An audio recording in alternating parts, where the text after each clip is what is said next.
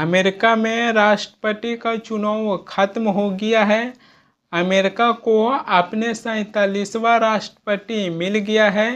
America में जो राष्ट्रपति का चुनाव संपन्न हुआ है उसमें रिपब्लिकन पार्टी के उम्मीदवार डोनाल्ड ट्रंप ने बहुत बड़ी जीत हासिल किए हैं। डोनाल्ड ट्रंप ने 50 राज्यों में से 538 सीटों में से 295 सीटें जीते हैं। और वहीं पर ये डेमोक्रेटिक पार्टी के उम्मीदवार कमला हैरिस 50 राज्यों में से 538 सीटों में से मात्र 226 सीटें जीते हैं। यानी कि अमेरिकी राष्ट्रपति का चुनाव जीतने के लिए बहुमत की आंकड़ा 270 है और डोनाल्ड ट्रंप हैं जो बहुमत की आंकड़ा बहुत आसानी से पार कर चुके हैं। ऐसा भी कहा जा रहा है कि डोनाल्ड ट्रंप 20 जनवरी को अमेरिका का नए राष्ट्रपति के रूप में शपथ ले लेंगे। वहीं पर ये कमला हैरिस अमेरिकी राष्ट्रपति का चुनाव हारने के बाद डोनाल्ड ट्रंप को जीत की बधाई दिए हैं। और चुनाव में यही होना चाहिए कि अगर कोई भी पार्टी चुनाव हार जाते हैं तो जो दूसरे पार्टी चुनाव जीते हैं तो उनको जीत का बधाई देना चाहिए। कमला हैरिस हैं जो अपनी हार स्वीकार कर लिए हैं और एक भी सवाल खड़ी नहीं किए हैं। उन्होंने डोनाल्ड ट्रंप को जीत के बधाई दिए हैं।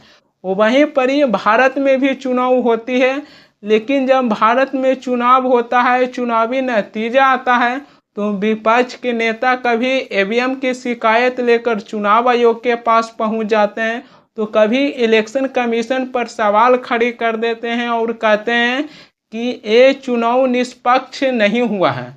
अमेरिका में जो राष्ट्रपति का चुनाव संपन्न हुआ है उसमें कमला हैरिस हैं जो अपनी हार स्वीकार कर लिए हैं और डोनाल्ड ट्रंप को जीत के बधाई दिए हैं। अमेरिका में जो राष्ट्रपति का चुनाव संपन्न हुआ है उसको लेकर सभी लोगों को एक चीज़ पर निगाहें टिकी हुई थी, दोनों को चुनाव चिन्ह को लेकर।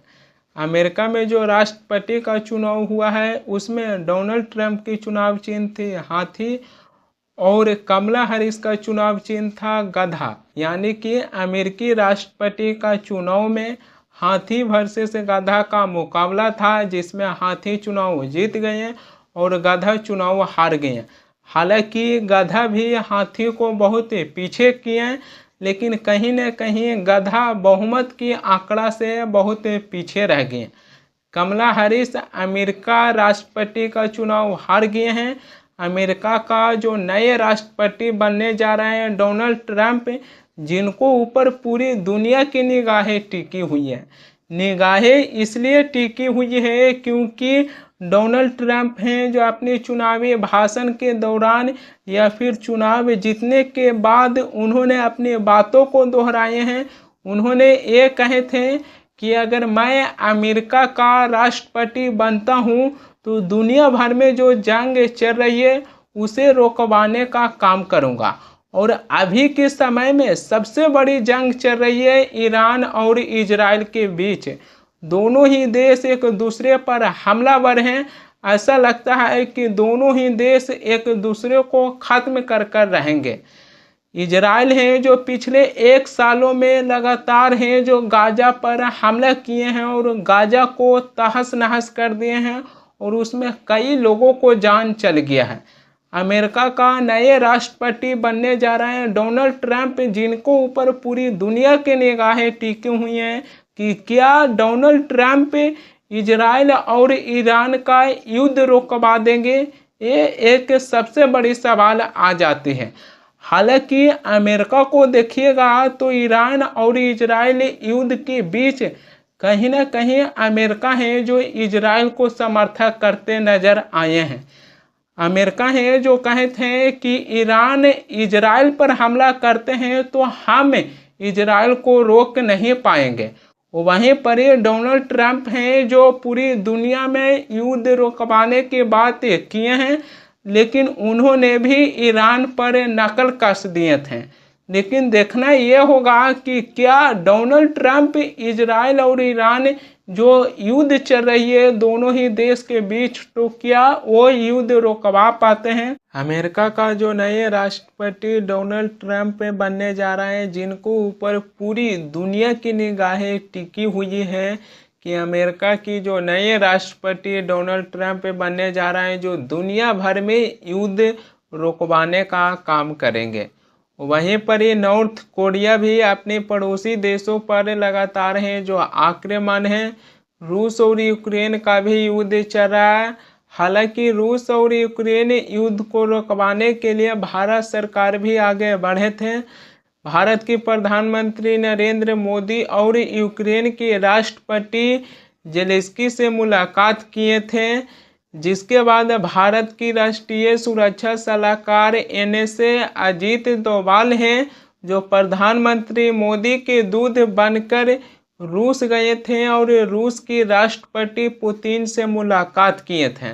प्रधानमंत्री मोदी और यूक्रेन की राष्ट्रपति जेलेंस्की से जो मुलाकात किए थे और दोनों के बीच जो बातचीत हुआ था उसी को लेकर भारत की राष्ट्रीय सुरक्षा सलाहकार अजीत डोभाल हैं जो रूस की राष्ट्रपति पुतिन से मुलाकात किए और उसके बारे में जानकारी दिए कि यूक्रेन की राष्ट्रपति जेलेंस्की का क्या इरादा है युद्ध को लेकर। लेकिन उस समय कुछ हद तक बात नहीं बन पाई थी रूस और यूक्रेन के बीच।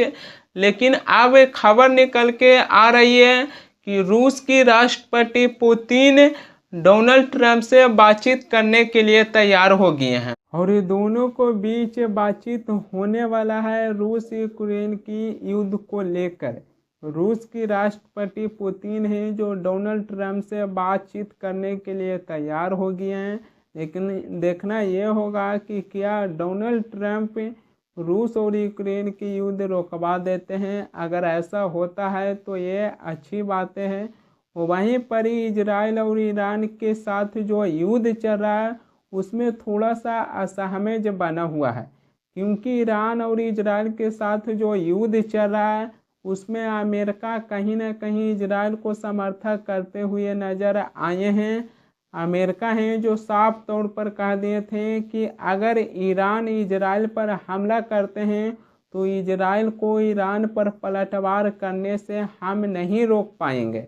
तो यहीं पर ही थोड़ा सा असहमति बना हुआ है कि क्या डोनाल्ड ट्रंप ईरान और इजराइल के युद्ध रोकवा पाते हैं कि नहीं रोकवा पाते हैं, ये देखना दिलचस्प हो जाएगा। अमेरिकी राष्ट्रपति का चुनाव डोनाल्ड ट्रंप हैं जो जीत गए हैं। इससे पहले चुनावी भाषणों के दौरान डोनाल्ड ट्रंप पर हमला किया गया था, उनकी कानों से खून निकल रहा था, लेकिन फिर भी डोनाल्ड ट्रंप हैं जो जनता के बीच अपने हाथ उठाकर जनता को ये संदेश भेजने की कोशिश किए थे कि मैं ऐसे हमलों से डरने वाला नहीं हूँ और मैं इससे पीछे नहीं हटूँगा। जिसके बाद जनता भी सोचे कि डोनाल्ड ट्रंप पर हमला किया गया, लेकिन फिर भी जनता की ओर एक संदेश भेज दिए थे हाथ उठाकर कि मैं ऐसे हमलों से डरने वाला नहीं हूँ। जिसके बाद अमेरिकी राष्ट्रपति के चुनाव में डोनाल्ड ट्रंप ने बहुत बड़ी जीत हासिल किए हैं।